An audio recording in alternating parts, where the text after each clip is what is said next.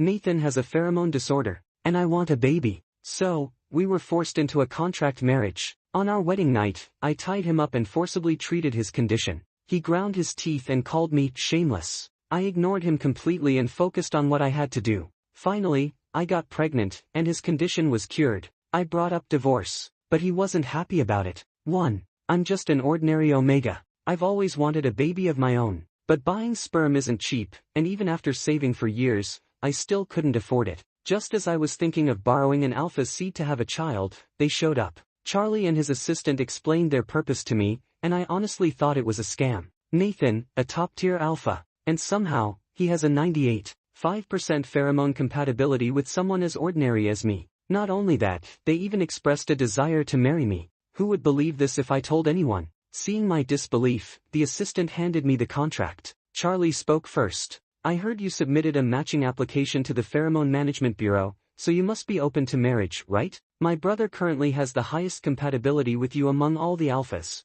I didn't nod immediately and hesitantly asked. Nathan, he's willing to marry me. A top alpha, willing to accept a marriage match like this, with an ordinary omega? Don't rich people usually go for strong alliances? Why are they following pheromone compatibility instead? Charlie explained, to be honest, my brother has a pheromone disorder. Only the omega with the highest compatibility can help cure him. So, just to treat his condition, Nathan has no choice but to marry me, even if he doesn't want to. The assistant nudged the contract toward me again. Charlie's tone was gentle but carried a hint of threat. Thomas, please consider my proposal. Under their unwavering gaze, I took the contract. The assistant quickly handed me a photo of Nathan. For a moment, my heart skipped a beat. A stunningly handsome alpha. 10 million. Every second of hesitation would be disrespecting myself. I nodded decisively and said, okay, I'm willing. 2. In fact, I celebrated too soon. I don't agree. Nathan loudly expressed his dissatisfaction,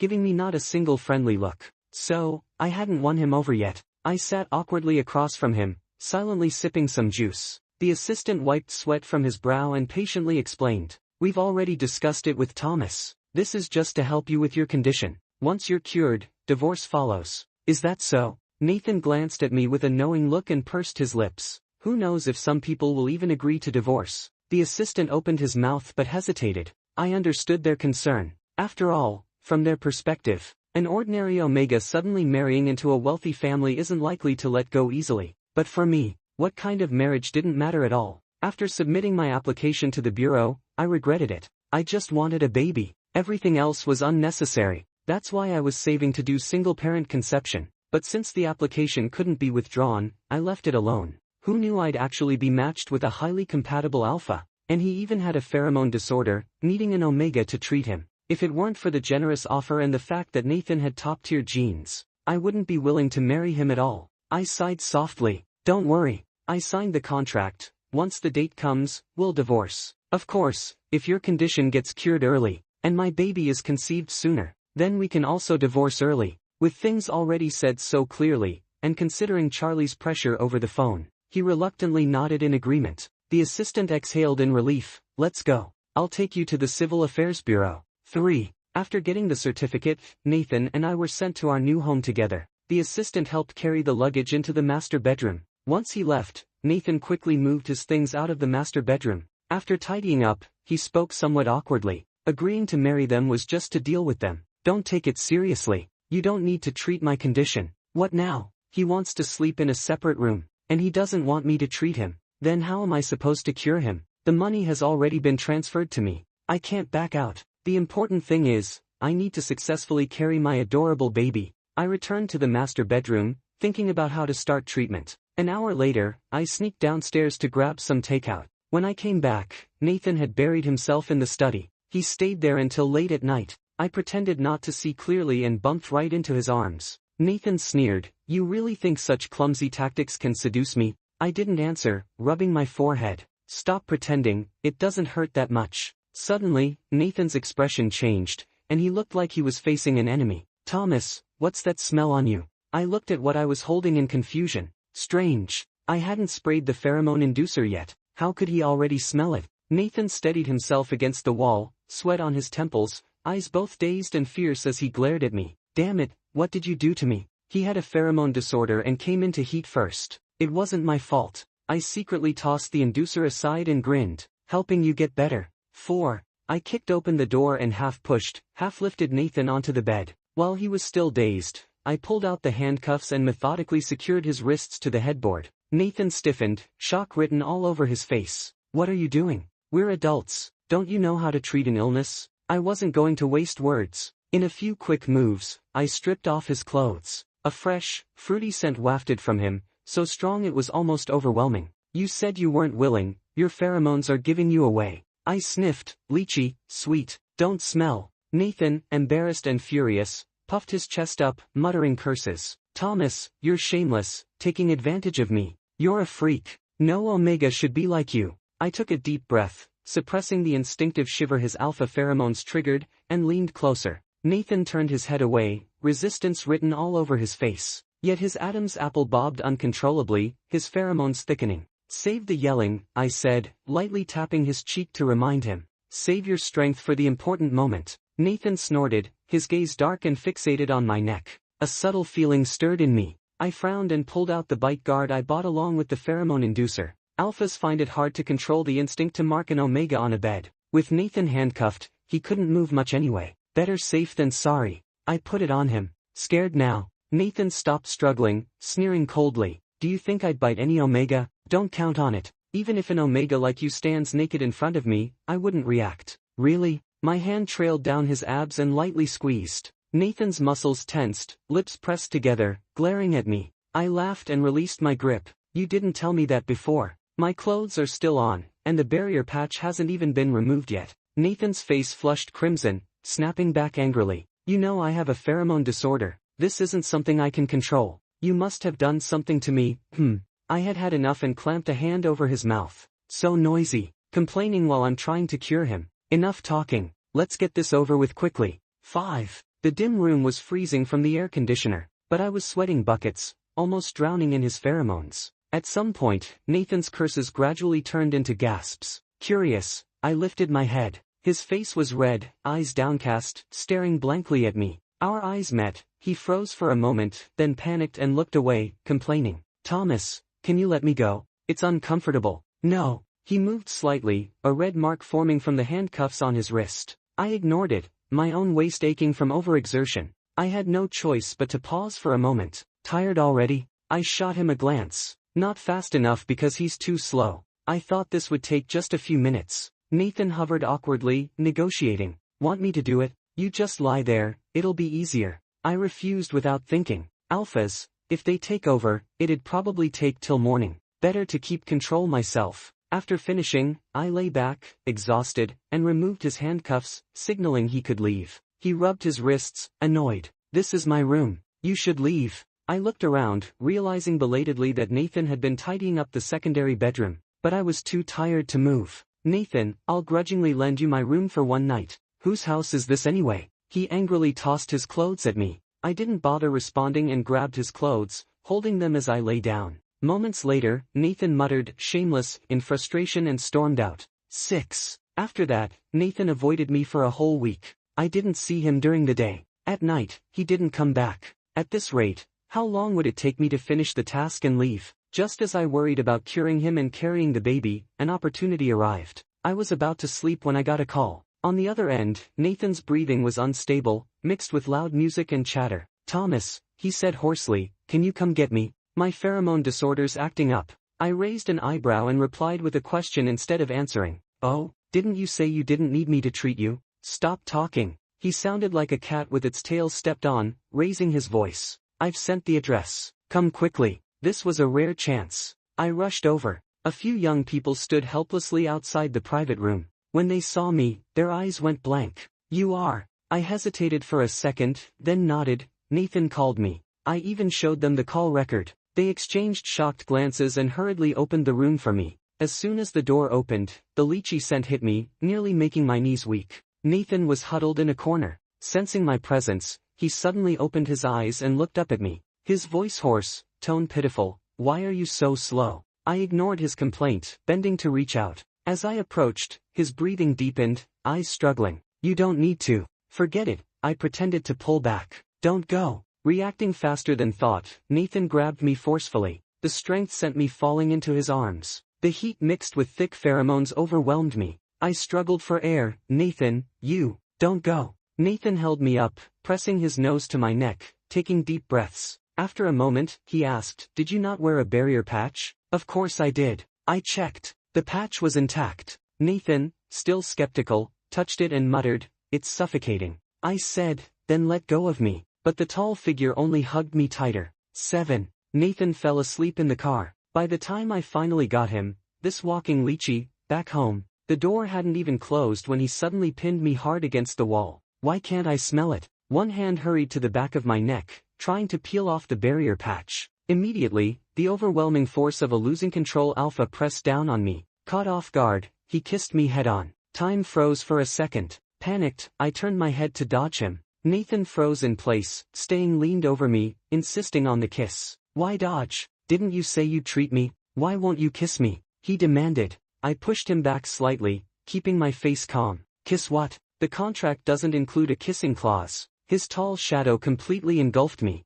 Meeting his furious gaze, my scalp tingled, and I swallowed hard. Nathan gripped my jaw, asserting, "I don't care what the contract says. You didn't even ask my opinion before tying me to the bed for more intimate things. Now I want a kiss. What's wrong with that?" His words brought a lychee storm pressing into me. Nathan's kiss was possessive and urgent. The barrier patch at the back of my neck had vanished, leaving my glands quivering under his touch. Rose and lychee scents intertwined in the air. As my skin cooled, my mind struggled to break free from the uncontrolled heat. Wait. I flailed, covering my pants, voice shaking. Not today, no treatment, no barrier patch, no bite guard. This could go wrong. I only wanted a baby, not to lose myself completely. Repeatedly denied, Nathan frowned in impatience. Does it have to be that way? Not bothering to think what that way meant, I nodded hastily, yes. He scooped me up and hurried inside. By the time he tossed me onto the bed, I was still in shock. Hadn't I said no treatment? The next moment, the metallic click of handcuffs echoed clearly in the room.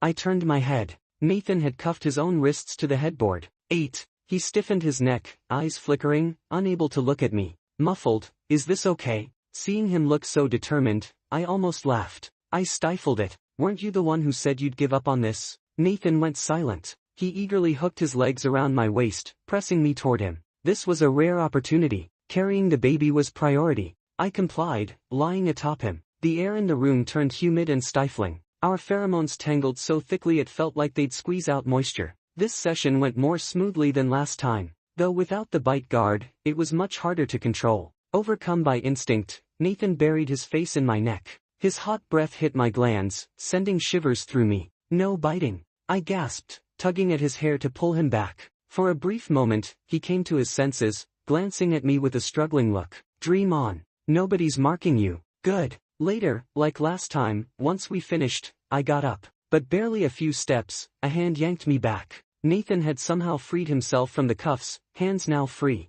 Meeting his dissatisfied, hungry gaze, my eyelids twitched. Before I knew it, roles reversed. The person pressed beneath me was now me. Nathan pressed against me, turning my face to kiss me. The instant our pheromones tangled, my breath shattered. An Omega's strength was no match for an Alpha. I couldn't escape him, and unease surged in my chest. "Nathan, don't go overboard." "I'm not," he murmured, pressing soothing kisses to my glands. "Isn't this what you said, helping me get better? How could just a little pheromone be enough?" 9. Nearly 2 months passed without me noticing. Nathan went from resisting me to becoming completely eager. At every opportunity, he would urge me back to the bedroom. As soon as we entered, he'd pull me onto the bed. The more we did it, the more stable his pheromones became. But my belly still gave no sign of change. The baby hadn't arrived. I even started wondering if Nathan was the issue. But the medical reports said we were fine. I resorted to searching online for solutions. Halfway through, Nathan returned. "There's a banquet this weekend," he said casually, eyes glancing at me. "You'll come with me." I refused. Our contract marriage was strictly business, no emotions involved. Why would I accompany him to a banquet? I had no position there, and I wouldn't handle that kind of social scene well. Silence fell for a few seconds. Nathan walked up to me. "As my Omega, if you don't go, who will accompany me?" I countered. "Didn't you say no one should know about our relationship?" Nathan opened his mouth but had no words. After a while, he awkwardly touched his nose and muttered, "My pheromones are stabilizing. During this period, I need you with me constantly, or everything we've done will be wasted. Fair enough. I reluctantly agreed. 10. The banquet hall was alive with fragrant clothes and flowing drinks. Nathan, unusually bold, held me by the waist as if to mark his territory. First, he took me to meet his brother. Here already? Charlie smiled at me. A few days ago, Nathan said you didn't need to come. Thomas, Nathan hasn't bullied you, has he? Brother, Nathan protested softly, his ears tinged red. He wouldn't dare, I said, trying to pull away from Nathan's embrace, but he held me tighter. Charlie watched us playfully and laughed, reminding us not to show affection in front of him. As soon as Charlie's gaze left, Nathan released me, and I suddenly came to my senses. I realized Nathan had only brought me here to put on a show for his brother. Rubbing my stiff smile, I said, next time, give me a heads up if we're acting. Nathan paused with the dessert in his hand. Acting what? I shook my head, letting it go. At that moment, a grinning alpha approached with a wine glass. Nathan, how come you didn't introduce? This is. His gaze fell on me, openly appraising. Nathan instinctively held me by the waist again, ready to speak. I interrupted, I'm Thomas, Nathan's. I hesitated, carefully choosing my words, friend. Immediately, I felt the people around tense. A friend, huh? The alpha smiled, handing me a glass of champagne for a toast. I'm Hunter, grew up with Nathan, I guess. I didn't take the drink, instinctively glancing at Nathan. His expression was unreadable, brows furrowed. I was glad I hadn't revealed our relationship.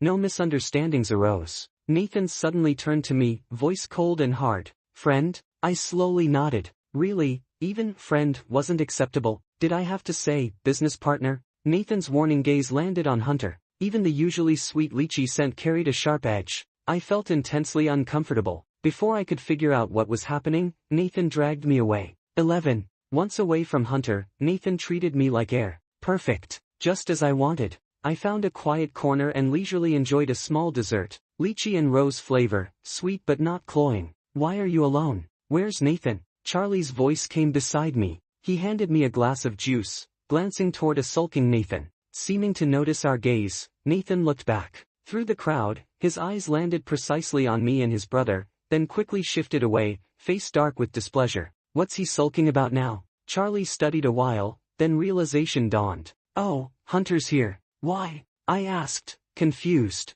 They never got along, Charlie explained. I sipped my juice as Charlie gave me some background on Nathan. From childhood, the more he cared about something, the more he wanted it, the more awkward he became. I murmured an ambiguous Whatever Nathan cared about or wanted, I had no way of knowing unless he told me. I only knew that besides Hunter, he probably didn't want to be friends with anyone, including me. I still needed to treat his pheromone disorder, get the baby, and finish the divorce promptly. Thomas, Charlie's tone was gentle, you're getting along with Nathan better than I imagined. As his brother, I'm glad. If he ever wrongs you or makes you feel wronged, tell me. I'll teach him a lesson. Alright, thanks in advance, brother, I said, finishing the last bite of cake. I looked at the sulking alpha. The irritation I'd felt from his earlier moodiness gradually faded. Before the banquet ended, Charlie followed through and took Nathan away to be scolded. I glanced up at the second-floor terrace. The brothers stood side by side, one serious, one dejected.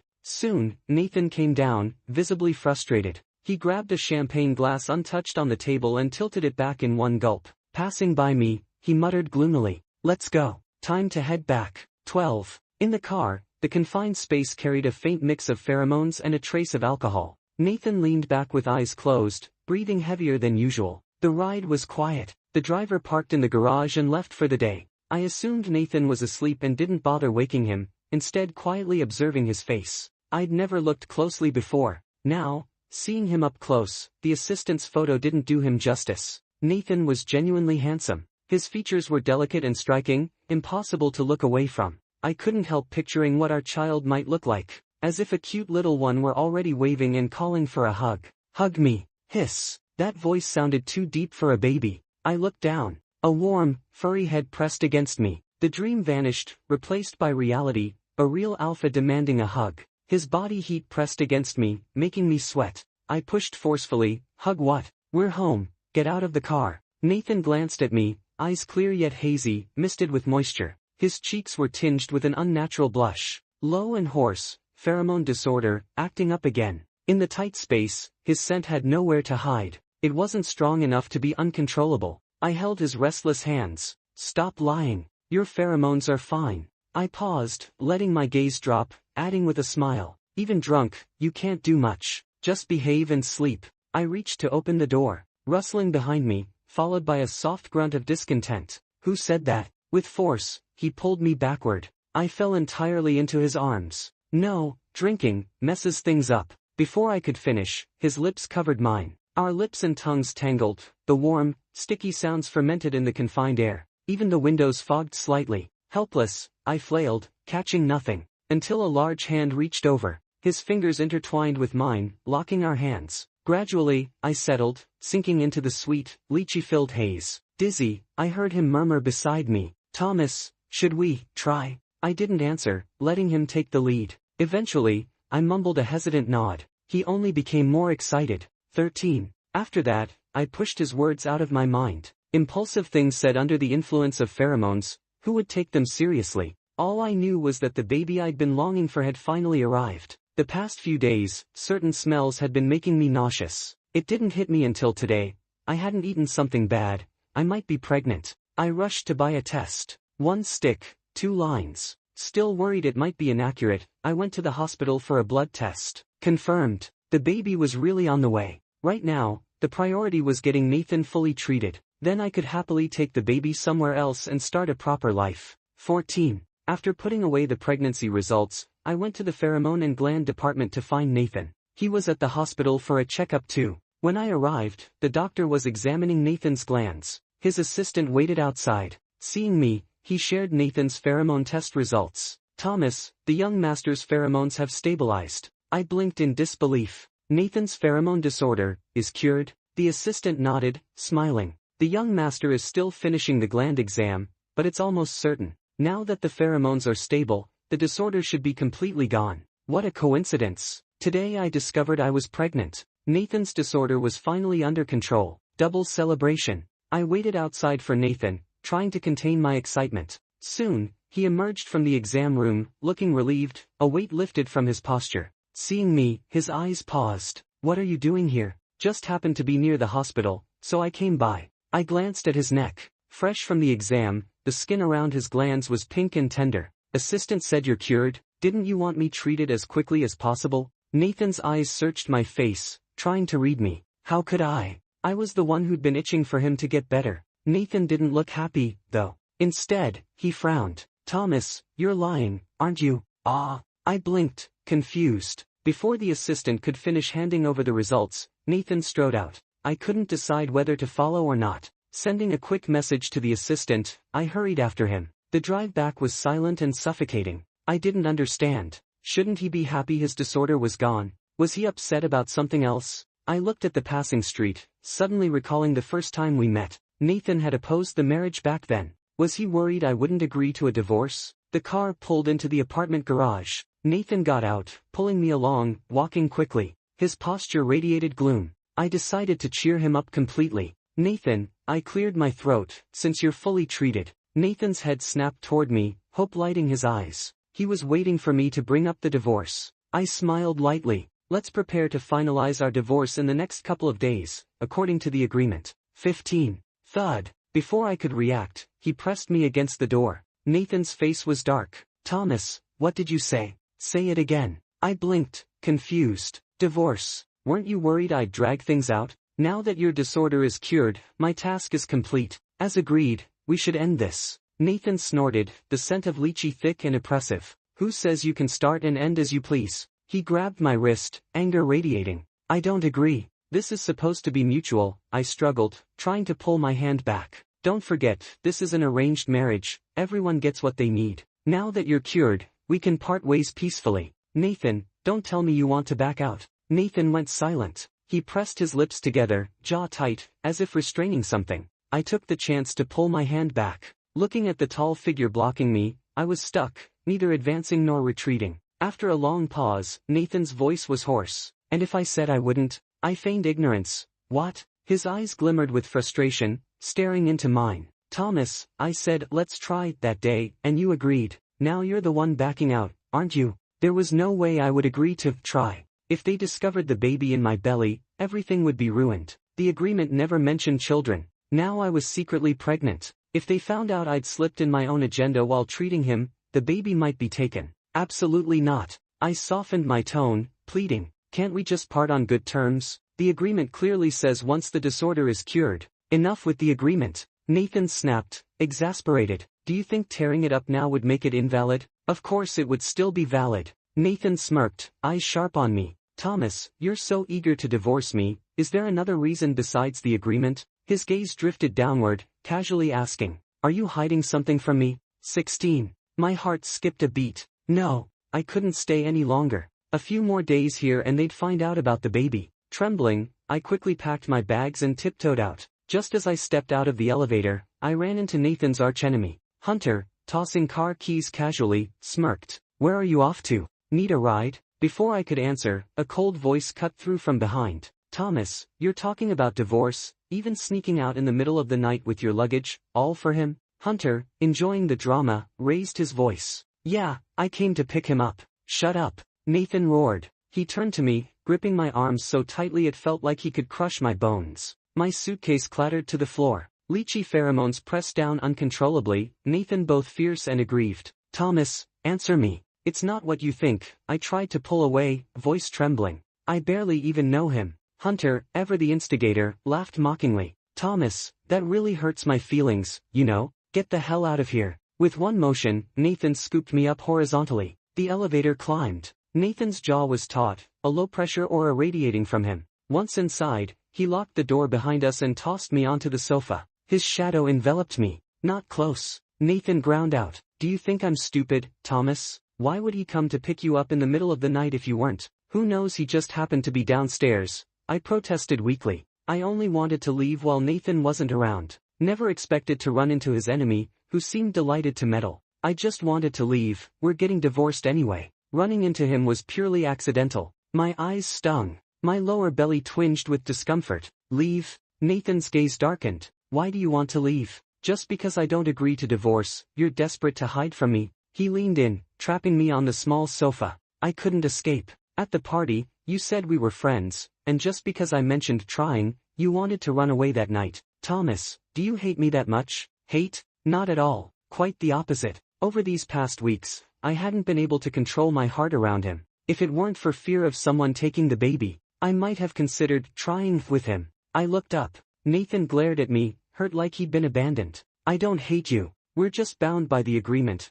I weakly reminded him. Nathan clicked his tongue, then suddenly lowered his head and kissed me. Air stolen, my muffled whine swallowed. He nibbled my lips, tongue aggressively prying against mine. I pressed my hands to his chest, feeling the heat of his body. His hands on my waist grew harder to restrain. Panicking, I shoved him away. No, not now. The baby inside me was precious. Nathan didn't seem upset at the refusal, he even smiled. He slowly reached for something on the coffee table. Is it because of this? 17. I froze, face going pale. Instinctively, I covered my lower belly. He knew. His eyes softened into a mix of disbelief and joy. Nathan carefully touched the back of my hand resting on my belly. So, his Adam's apple bobbed as his dry voice trembled. You rushed to divorce me, rushed to leave. Because of this? I hesitated, then nodded, heart pounding. Nathan knew. But did they know? If they found out, what would happen? Would I have to terminate the pregnancy, or hand the baby over?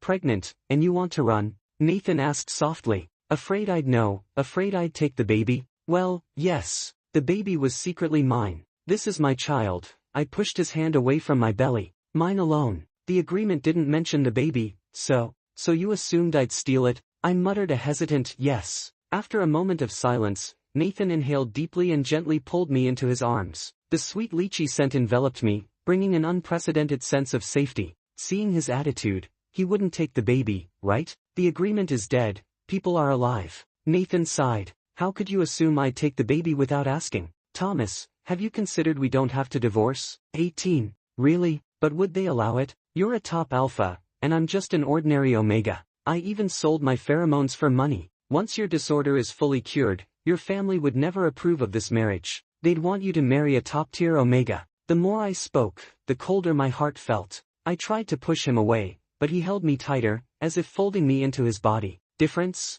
Nathan frowned. In matters of the heart, aren't we all equal? My brother may be strong-willed, but I'm the one being pressured, not you. Why worry? My family doesn't have so many rules. As long as I like it, as long as it brings happiness. He rubbed the back of my head, noses brushing. Besides, if we divorced, my brother would be the first to scold me. He actually likes you as a brother-in-law. Remember the party? He scolded me to treat you well. Of course, I remembered that party. Charlie had yanked Nathan aside, scolded him, and Nathan quietly endured it. Now, I glanced at the pregnancy report, hesitant to speak. Now you won't get away, Nathan said confidently. We already have a baby. If you still talk about divorce, my brother won't let me off. I opened my mouth, heart pounding. This wasn't what I had imagined. Unreal. If you don't believe me, I can call my brother right now. Nathan pulled out his phone, scrolling through contacts in front of me. No. I panicked, pressing his hand down. Wait, let me think. Think about what?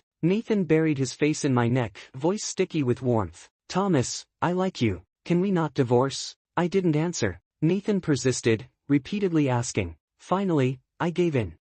We won't divorce. Trying isn't a problem. If things don't work out later, we can always separate. 19. After we confirmed we wouldn't divorce, Nathan seemed like a completely different person. When we first got married, he would grumble constantly, barely tolerating my presence, practically trying to avoid me. Now, he clung to me like he couldn't get enough. Wherever I went, he followed. He claimed it was to keep his pheromones stable and to calm the baby with alpha pheromones. In reality, he was just incredibly clingy. A few months later, the baby was finally born. Little Connor perfectly inherited his alpha father's premium genes. His tiny face, though still forming, was strikingly handsome. Every time I looked at him, I silently thought how right it had been to agree to the marriage. No store-bought child could ever match Nathan's genes. But Nathan's temper, the baby inherited that too. Hungry? He cried. Tired? He cried. Unable to sleep? He cried. His wails were loud, full of energy. Nathan, with a slightly sour expression, murmured complaints to me.